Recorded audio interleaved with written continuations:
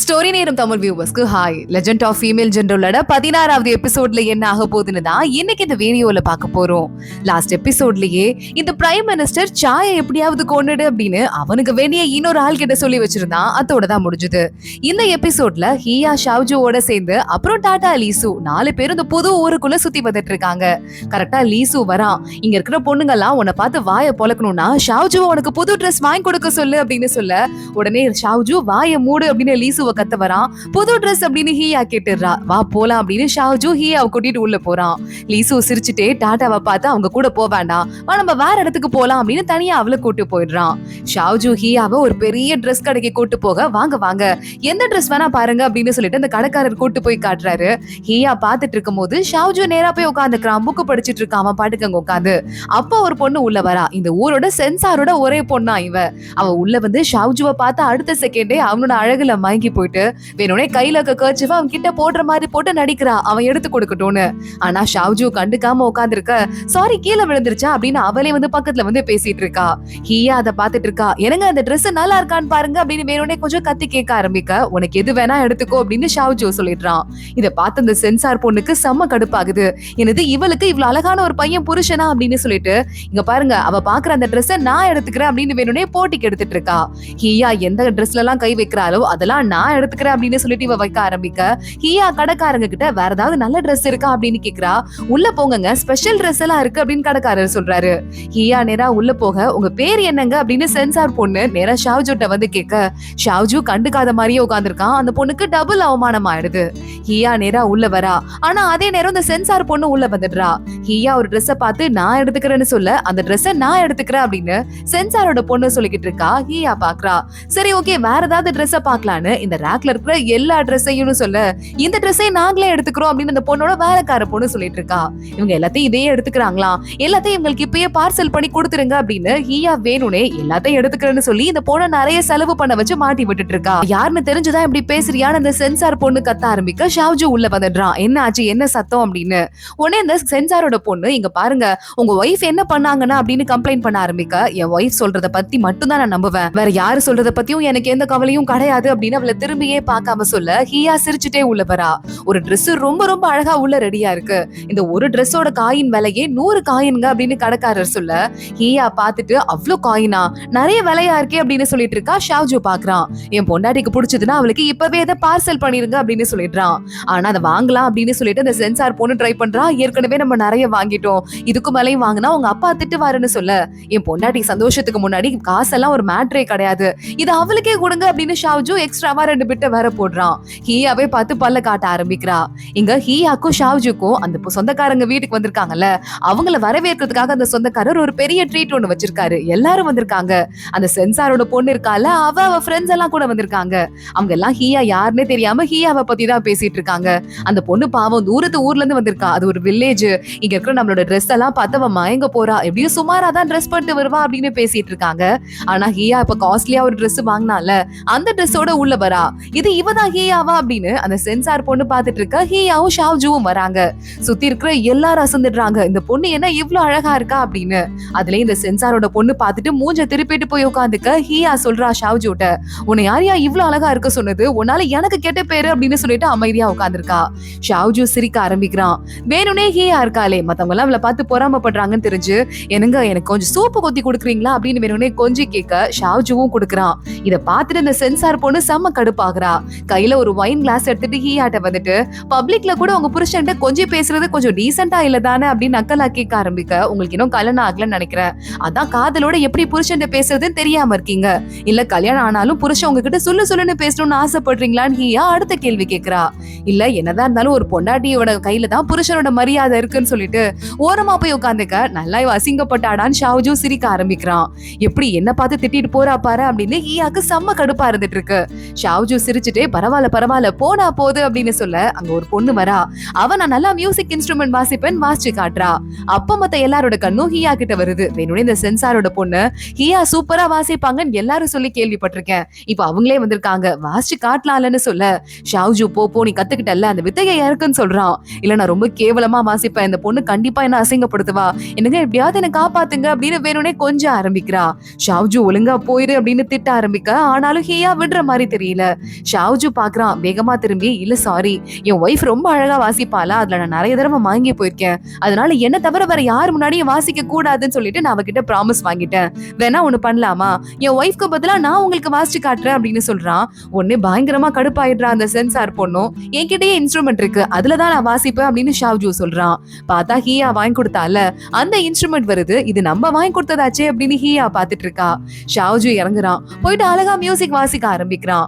ஹியாவை பத்தி யோசிச்சுட்டு தான் அவன் பாட்டுக்கு வாசிக்கிறான். எப்படி அவ குடிச்சிட்டு கலாட்டா பண்ணால அதெல்லாம் ஞாபகம் வருது. அதெல்லாம் யோசிச்சு வாசிச்சு முடிச்சதுக்கு அப்புறமா எந்திரிச்சுட்டு மறுபடியும் அவன் இடத்துல போய் உட்கார, ஒரு பையனுக்கு இவ்வளவு திறமையா, பார்க்கவும் அழகா இருக்கான், திறமையும் அற்புதமா இருக்கு அப்படின்னு சொல்லிட்டு எல்லாரும் பேசிட்டு இருக்காங்க. இந்த ஹியா ஆனா எவ்வளவு திமிர்த்தனமா பேசினா, அவளை விடக்கூடாது அப்படின்னு சொல்லிட்டு மறுபடியும் இந்த சென்சார் பொண்ணுக்கு தோணிக்கிட்டே இருக்கு. ஹியா உட்காந்து பேசிட்டு இருக்கா அங்க இருக்க இந்த சீஃப் கிட்ட. இல்ல, என் ஹஸ்பண்ட் ரொம்ப நல்லா வாசிப்பாரு, ஆனா அவரோட நான் நல்லா வாசிக்கிறேன்னு சொல்லுவாரு, அது எல்லாமே சுத்த போய், அவர் தான் இருக்கிறதுலே திறமைக்காரர் அப்படின்னு சமாளிக்கிறா. இப்ப இந்த சொந்தக்காரரு நம்ம ஹியாவையும் ஷாவ்ஜுவையும் ஒன்னா உட்கார வச்சு பேச ஆரம்பிக்கிறாங்க.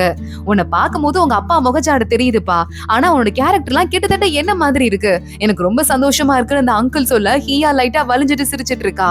உங்க அப்பாவும் அம்மாவும் கடைசி வரைய காணாம போன ஒண்ணு தேடினாங்க, ஆனா அவங்களால கண்டுபிடிக்க முடியலன்னு சொல்லிட்டு எதுக்கு அந்த சோக கதெல்லாம், இதுக்கு மேல அதெல்லாம் வேண்டாம், தண்ணி விழா வரப்போகுது, அதுக்கு நம்ம எல்லாரும் ஜாலியா செலிப்ரேட் பண்ணலாம்னு சொல்ல, ஓ அப்படியா, ஃபங்க்ஷன் வரப்போதா, என் பர்த்டே கூட இப்பதான் வரப்போகுது அப்படின்னு ஹியா சொல்றா. ஷாவ்ஜு அவள ஷார்ப்பா பாத்துட்டே இருக்கான்.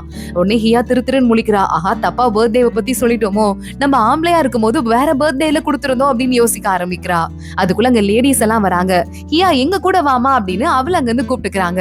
இங்க நிறைய பெரிய வீட்டு லேடிஸ் வந்திருக்காங்க, அவங்க எல்லாம் உன்னை பாக்கணும்னு ஆசைப்படுறாங்கன்னு சொல்ல, அப்படியா, சரி ஓகே, நான் கண்டிப்பா அவங்கள மீட் பண்றேன் அப்படின்னு ஹியா போறா. பார்த்தா அந்த சென்சார் பொண்ணு அப்புறம் இந்த மத்த சின்ன பொண்ணுங்க எல்லாம் அங்க இருக்காங்க. ஹியாவை கூப்பிட்டு உட்கார வச்சுக்கிறாங்க. நல்லா அழகா பாட்டெல்லாம் பாடி ஒருத்தங்க வந்துட்டு நிறைய விஷயம் கத்துக்கலாமா அப்படின்னு இந்த பொண்ணுங்க கேட்க, போயம்ஸா, அதெல்லாம் போரிங்கா இருக்கு, ஏதாவது முக்கியமான விஷயம் தான் பேசலாம்ல அப்படின்னு ஹியா சொல்றா. உடனே அந்த பொண்ணுங்க, போயம் முக்கியமான விஷயம் இல்லையா, பொண்ணுங்க எல்லாம் எம்ப்ராய்டரி பண்றது, போயம் கத்துக்கிறதுன்னு எல்லா திறமையும் கத்து வச்சுக்கிட்டாதான் ஆம்பளைங்களை கைக்குள்ள வச்சுக்க முடியும், அது உனக்கு தெரியாதான்னு கேக்குறாங்க. இங்க நம்ம ஷாவ்ஜு லீசு ரெண்டு பேரும் வந்துட்டு இருக்காங்க. ஷாவ்ஜு எங்க போனா ஹியா அப்படின்னு கேட்க, அவ ஏதாவது பொண்ணுங்க கூட பேசிட்டு இருப்பா, சீக்கிரமா போலாம், ஏதாவது பிரச்சனை ஆயிட போகுதுன்னு லீசு அவனை உள்ள இழுத்துட்டு உள்ள போயிட்டு இருக்கான். ஹியா பேசிட்டு இருக்கா, ஒருத்தங்கள கையில போட்டு வச்சுக்கணும் அப்படின்னு சொல்லிட்டு நம்ம எதையுமே ட்ரை பண்ணவே கூடாது, எங்க பாருங்க என் புருஷனை நான் எப்ப பாரு கோச்சிட்டே இருப்பேன், அவரே வந்து என்ன சமாதானப்படுத்துவாரு, புதுசா ட்ரெஸ் வாங்கி கொடுப்பாரு, சமையல் பண்ணி கொடுப்பாரு, என்ன வெளிய இடத்துக்கு கூட்டு போவாரு, மியூசிக் வாசிச்சு என்ன குதூகலமாக்குவாரு, நீங்க கூட பாத்தீங்கல்ல காஸ்ட்லி ட்ரெஸ் எல்லாம் வாங்கி கொடுத்தாரு அப்படின்னு சென்சார் பொண்ணை கேட்க அவ மூஞ்ச தூக்கி வச்சுக்கிறா. இதுக்கெல்லாம் நம்ம என்ன பண்ணும் தெரியுமா, சும்மா இதை கத்துக்கணும் அதை கத்துக்கணும் உங்களை கையில வச்சுக்கணும்லாம் நினைச்சிட்டு இருக்க கூடாது, கண்டுக்காம லூஸ்ல விடணும்னு சொல்ல அந்த இடத்துக்கு ஷாவ்ஜு வந்துடுறான். இன்னொரு என்னெல்லாம் சொல்றான்னு பாக்கலாம் அப்படின்னு அங்கே நின்னு காதுல வாங்கிட்டு இருக்கான்.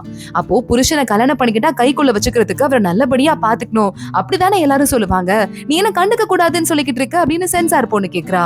நானே என் புருஷனும் விளக்கு திருவிழாலாம் பாத்துக்கிட்டோம், அப்ப அவர் என்கிட்ட இருந்து ப்ரப்போஸ் பண்ணாரு, நான் கண்டுக்காம அங்க இருந்து போனேன், பின்னாடியே ஓடி ஓடி வந்தாரு, கரைக்காத பொருளுக்கு தான் எல்லாரும் ஆசைப்படுவாங்க, சரி போனா போது, நான் ஏதாவது பண்ணிக்குவேன் அவர் என்ன மிரட்டிட்டே இருந்தாரா, போனா போதுன்னு தான் நானே இவருக்கு வாழ்க்கை கொடுத்திருக்கேன், வேற வழி இல்லாம கல்யாணம் பண்ணிட்டு இருக்கேன் அப்படின்னு நம்ம சொல்ல ஆரம்பிக்க ஷாவ்ஜு சிரிக்க ஆரம்பிக்கிறான். அதுவும் இல்லாம ஒன்னே ஒண்ணுதான் கடைசியில முக்கியம், நம்ம நல்லா பாத்துக்கணும், நம்ம அவரை நிறைய லவ் பண்ணணும், ஆனா அதை விட நம்மள அதிகமா லவ் பண்ணணும், அப்பதான் அவங்க நம்ம பின்னாடியே சுத்தி வந்துட்டு இருப்பாங்க, என்ன பாருங்க பொக்கிஷ மாதிரி என் புருஷன் பாத்துட்டு இருக்காருன்னு இஷ்டத்துக்கு இவ விட்டு போட ஆரம்பிக்கிறா. ஷாவ்ஜு சிரிச்சுட்டே இருக்கான். இவ சொல்றதெல்லாம் மனப்பாடம் பண்ணிக்கோ, உனக்கு ஃபியூச்சர்ல யூஸ் ஆகும் அப்படின்னு பக்கத்துல லீசுவை பார்த்து சொல்லிக்கிட்டு இருக்கான்.